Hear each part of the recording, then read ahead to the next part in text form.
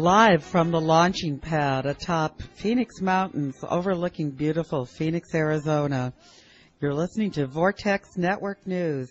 I'm your host, Aurora Light, and thank you for being with us today. We have so many things on our mind. It's been such a whirlwind of news out there that has been hitting us from so many different places. I know many of you probably are dizzy from it all like I am.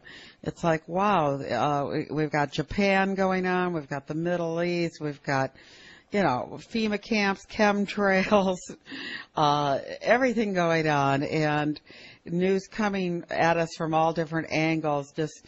And most of it has not been good, I have to say. And the only thing that's good is like the personal spiritual experiences and cosmic experiences that many of you out there are having, like I have had, and Michael Elijah and Bill Alec. We've just had extraordinary stuff happening, and we have a special guest with us today. And he is an old-time friend of Michael Elijah's and myself. We first connected back in Denver, back in the 80s, at the University of Denver when we attended a Black Op UFO convention. And his name is Helios, and he is a volunteer in Earth Embodiment, like we are. He is from the Galactic Realms. In other words, he is part of the Federation, like Michael Elijah, myself, and Bill are. And he has visitations like we have, and he's pretty much in agreement. I don't think we've ever really disagreed on much, have we, Helios?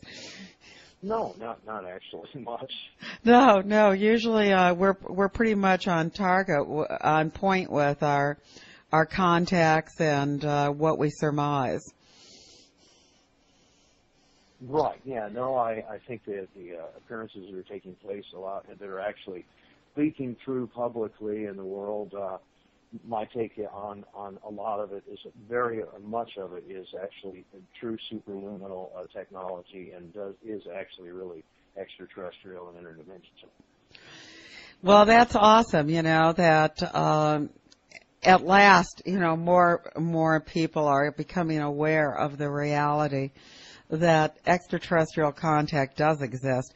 But we also have this Black Op department that has developed space vehicles that, a lot of them look very much like an extraterrestrial vehicle, but of course they don't have the large Merkava vehicles that the Federation has. No. And I have seen those. And have you seen them as well? Oh, of course. I've seen the whole spectrum, yes. Well, don't shut down on me now. That's not how you usually talk to me. So tell us a little bit about what you've seen. Well, from the time I was a child when, we had the term starship. Right. And perhaps to those who haven't had purview of a life experience of seeing a great deal in the sky that's anomalous or that they would somehow surmise is of otherworldly origins, mm-hmm. that the best way to understand this is what do stars look like when they're moving around in the sky? Do they just look like satellites, or is there something more that looks maybe similar but a whole lot different in so many ways, meaning it does a lot more things than satellites do? But the basic idea is that they're starships. Now, imagine if you started seeing the same things during the day, where you have configurations of these swarming in and moving around in configurations, doing fleet maneuvers, so to speak. If one would reach the conclusion it's either got to be something from this world or from something beyond this world. And so when I say that there's quite a spectrum there, obviously it's a subject matter that if we were going to broach that, we'd have to get into specific, analog descriptions of all the different kinds of visual protocols and events that actually take place with this phenomenon. But there's no doubt that we are being guided like shepherds guiding the flock by both benevolent and not so benevolent ones that are up there, and they're there are distinct differences in their patterns of behavior and how people relate to them being a direct manifestation of either a positive form of mental manipulation or a negative form of mental manipulation. If you come in and you do visual appearances and you do this ongoingly with people, but you're not interfering with their lives, you're not doing abductions and everything, people should be able to reach the conclusions that they're being shepherded in a positive way, but sometimes it's mysterious and elusive. They're wondering, why don't they just land? Right. This is the most. If they at least reach the conclusion that it's probably likely that there are such things going on, but why don't they just land in our backyard and rectify and reconcile everything? And well, it gets to be very, very complex, and most people are still not quite ready in and of their own volition to be able to reason this out because they haven't had that much experience. Mm-hmm. Yeah, it's a very complicated situation, but the Federation has been surrounding the planet for quite some time, is in guardian action around this planet. They have shown themselves to me. I talk a little bit about it in our book that we have out, Prepare for the Landings. And, it's obvious that there are benevolent extraterrestrials as well as those who you really wouldn't want to encounter. So, and our government seems to be working with the latter rather than the first. Yes, and they do seem to co-opt people, maybe even people that started out with benevolent ideas in mind about being intermediaries, that pressure is brought to bear with them, and that these powers that be see them as being useful enough to actually make some kind of entry into their personal reality so flagrantly that they're given a choice. Either you play ball with us and prove to be useful to us to maintain the myth, the hoopah, the illusion that this veil is not going to be lifted by them, then they become more useful that way. And so to keep all that going in the ufology community is certainly a prerogative that they want to maintain. Now, what do you think that their main objective is in covering up the true reality of what's going on? What do you think that the cover up is? Well, I just want to diverge a minute into one subject and idea is that we were talking about this earlier, that optical telescopes are capable of seeing near space events. So obviously, you could have ganged arrays of optical telescopes that anybody could operate and access from computers all over the planet. And what would they be seeing? They'd be seeing Iridium satellites. They'd be seeing spaceships all over, like the footage that's in the evidence tapes that Dan Aykroyd made. And you see all of these things, and they're like DNA factories out there spinning around in space, and they're everywhere.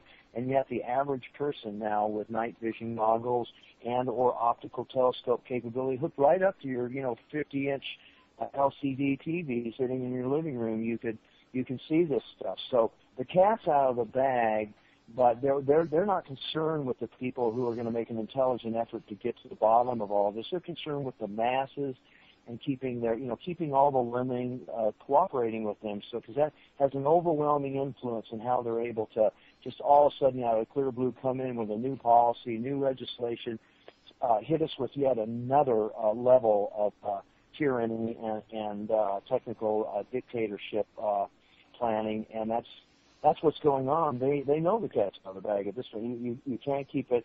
Only a person who's blind and wants to put their head in the sand can't see it. Yes. Now, I agree with everything you said. Absolutely. Now, a lot of people are. Let's talk about the news here. First of all, let's get into Japan. Bill, were you able to pull up anything interesting on the Japan incidents? Yes. There's a number of interesting articles here. Okay. One has to do with nuclear remediation technology. Okay, that all this fallout, we're hearing about, and contamination around the power plants. That there's technology that's been around for at least 10, 15 years, perhaps longer, that can remediate This nuclear emissions. Okay, we're looking at gamma, beta, and alpha particle emissions. As these particles decay, they emit these dangerous particles at very high velocities, and that's what, destroys DNA in people. And there's this technology that's out there that can reduce, these emissions. Mm-hmm. And I see one story here posted by Sterling Allen, on his PezWiki energy site.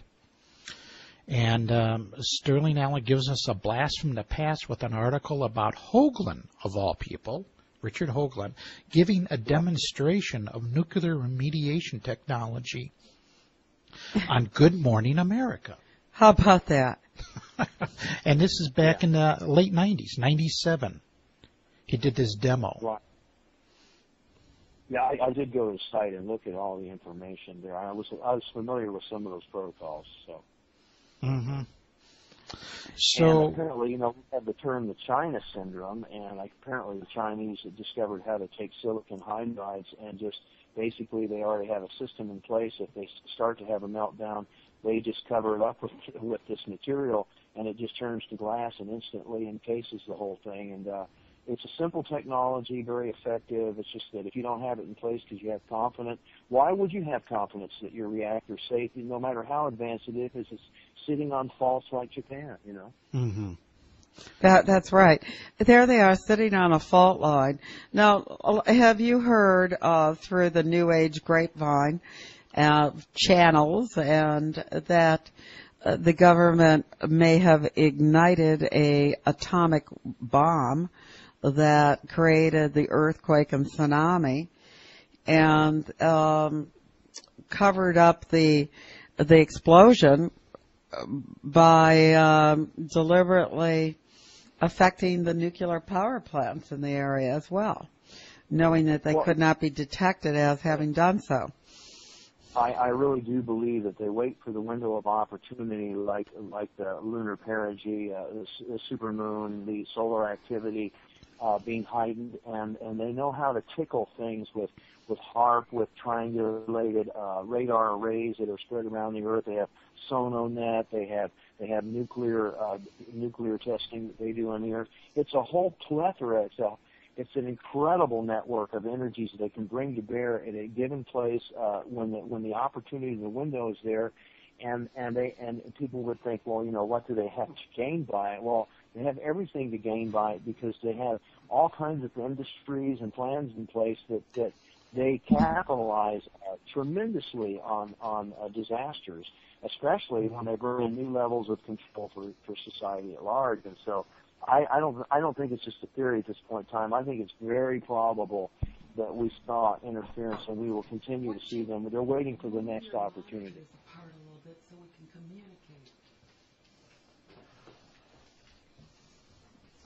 Yeah, it's unbelievable that so much is hidden beneath the surface. It seems like nowadays, we're supposed to be living in the age of Aquarius, but yet the secrets seem to be everywhere. Right. You run into like a roadblock when you look for information on what's really going on, and you have to look to alternative sources, not the mainstream news, to figure out what really is going on. Yeah, and then of course, with the federal government